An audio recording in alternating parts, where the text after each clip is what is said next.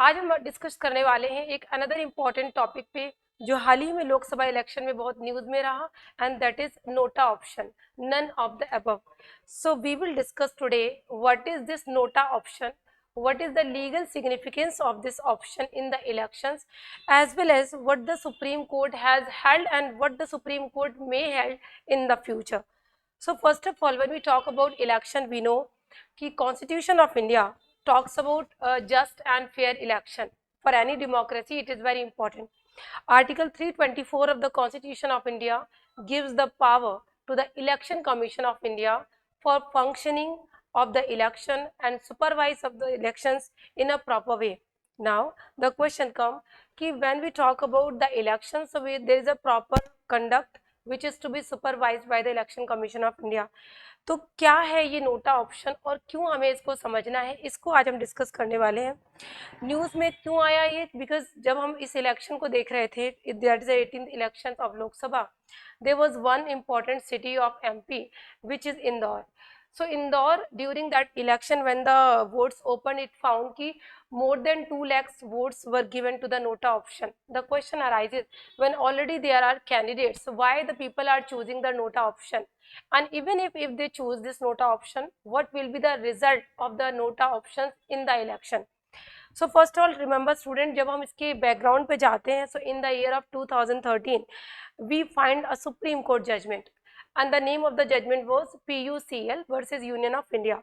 2013 में PUCL versus Union of India में Supreme Court ने let down किया कि yes, we need a particular kind of option, that is nota, and directed the Election Commission of India to use nota option in this electronic voting machine. So after 2013, judgment of the Supreme Court in the PUCL versus Union of India, there is one more option was used in this VVPAT. And now total there are 16 options to be given to any person who wants to opt for the election. So now when they are talking about total 16 options, there is one option, that is nota option.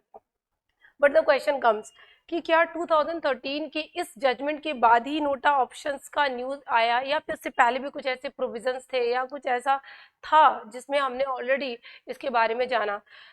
एक judgement है supreme court का already हम missing कर जाते हैं, and that is lily Thomas versus speaker of Lok Sabha 1993. Lily Thomas versus speaker of Lok Sabha 1993 में supreme court ने इस चीज को सेटल डाउन किया कि there should be some options. Suppose that when we talk about the corruption in the election, when we talk about that there is one person, he is having the constitutional right to choose the political party, but suppose अगर किसी constituency में ऐसे candidates election में खड़े हो जाते हैं जिनको कि आपको लग रहा है that you don't want to accept these person, any of these persons, so there's one more option, that is right to reject.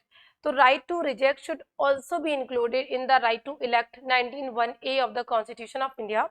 Supreme court ने कहा कि अगर हमारे पास ये ऑप्शन है कि हमारे पास राइट होना चाहिए to accept any candidate, so why should we not have one more option, that right to reject?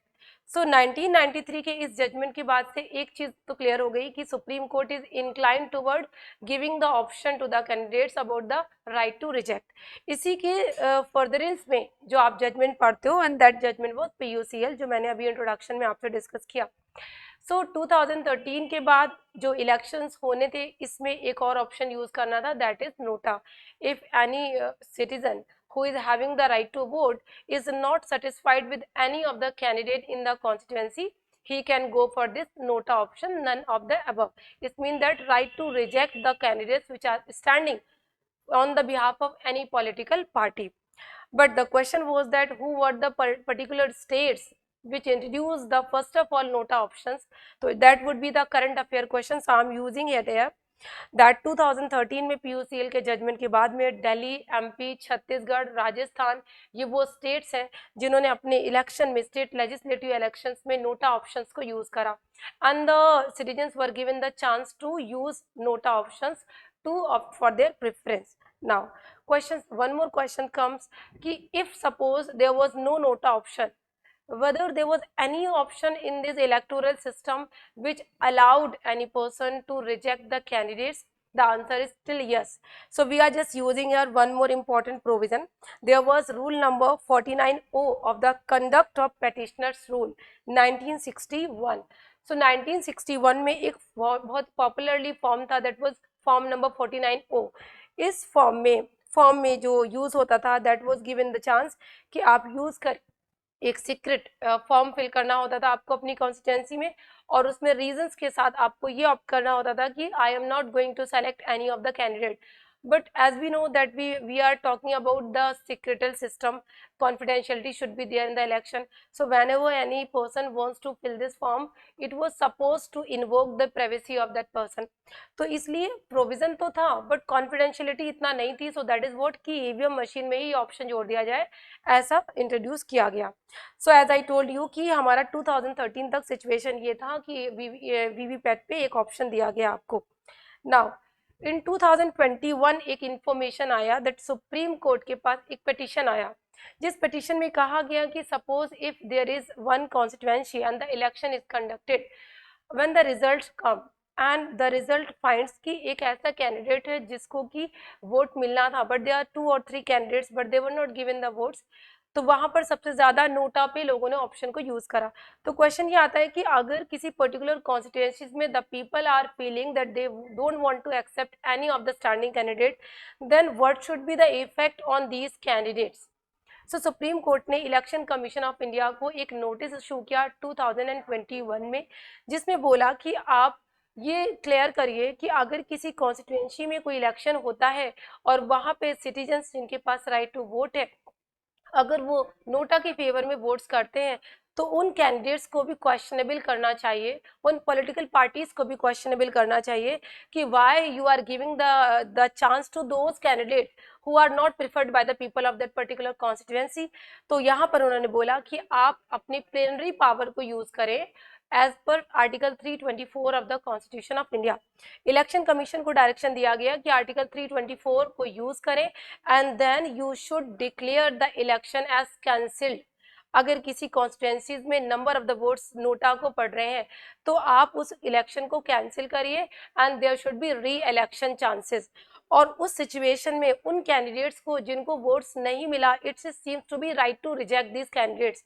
और अगर इन कैंडिडेट्स को रिजेक्ट किया गया है और प्रेफरेंस नोटा को दिया गया है तो इन कैंडिडेट्स का future should be decided on the basis of their conduct.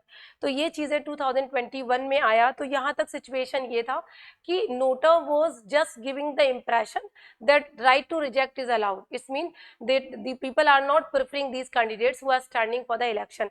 But now 2024 में we are having another important petition which is raised in the Supreme Court of India and we are just waiting to what the Supreme Court says. क्या Supreme Court कहता है 2024 की इस petition पे, because यहाँ पर एक डिमांड किया गया है वो ये कि अगर किसी कैंडिडेट्स को वोट इलेक्शंस में वोट्स नहीं मिलते और एक ऐसा ऑप्शन है दैट इज कॉल्ड नोटा, और अगर वहाँ के सिटीजन्स नोटा पर ज़्यादा वोट्स करते हैं तो NOTA means to say that it should be declared as a fictional candidate, imaginary candidate इसको मान लेना चाहिए.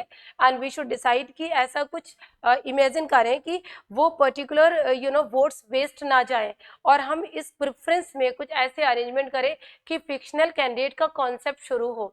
Although that is still waiting कि सुप्रीम कोर्ट इसमें क्या कहता है, because the petition is pending in the Supreme Court of India.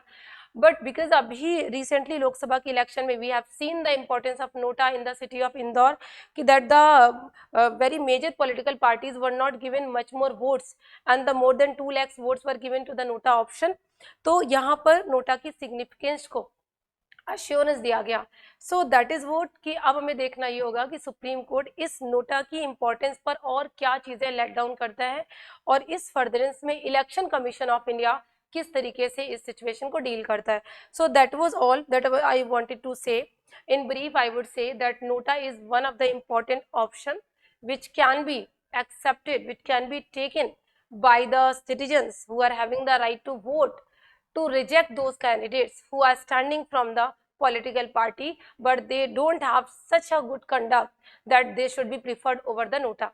तो अगर नोटा को प्रीफर किया जा रहा है कैंडिडेट्स के ऊपर, so the political party should assure that they will bring only those candidates in the constituency जिनका conduct, economic, social and other kinds of behavior इस norms पे suited हो, कि लोग अपने votes को compel ना हो नोटा पर डालने के लिए.